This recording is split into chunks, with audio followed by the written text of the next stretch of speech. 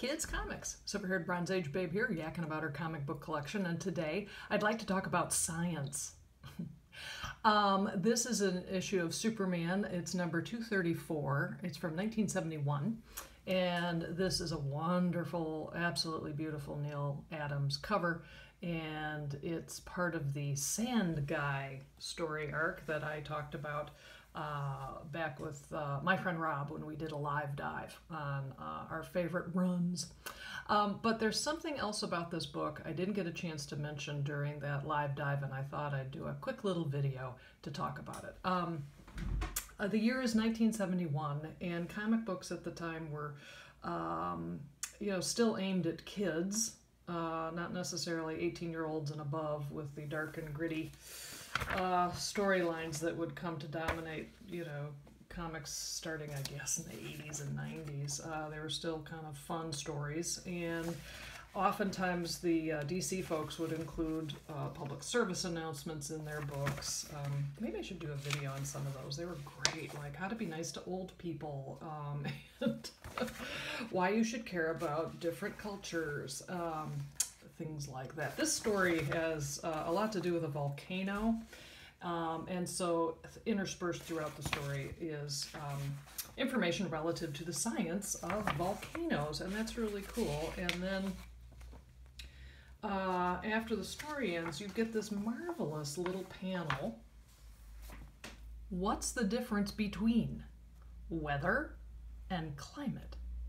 And they helpfully provide like the easiest way to understand this. Weather is the average state of the atmosphere with respect to heat or cold, wetness or dryness, calm or storm over a period of a day or several days.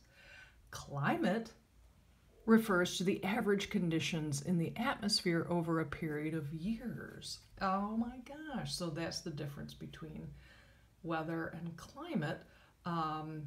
I read that recently, and I thought of that congressman who stood on the well of the United States Congress holding a snowball at one time saying climate change people were crazy because look, there's snow. And then at the back of the book, you have this page, which I just love it. It's so, today it strikes one as like, oh my God, I can't believe they're positioning it this way. But in 1971, I mean, duh.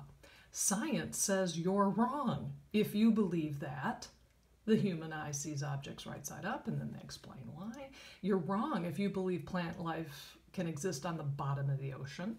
You're wrong if the molten material ejected by volcanoes originated deep in the Earth's interior. And you are wrong if you think dew falls on the Earth. So I just, to read this now, a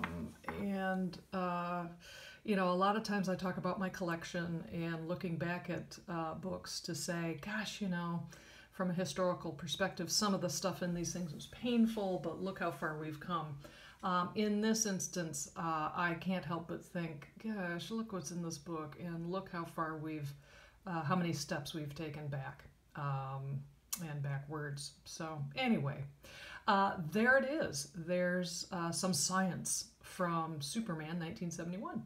Well, thanks for stopping by. I'll see you next time.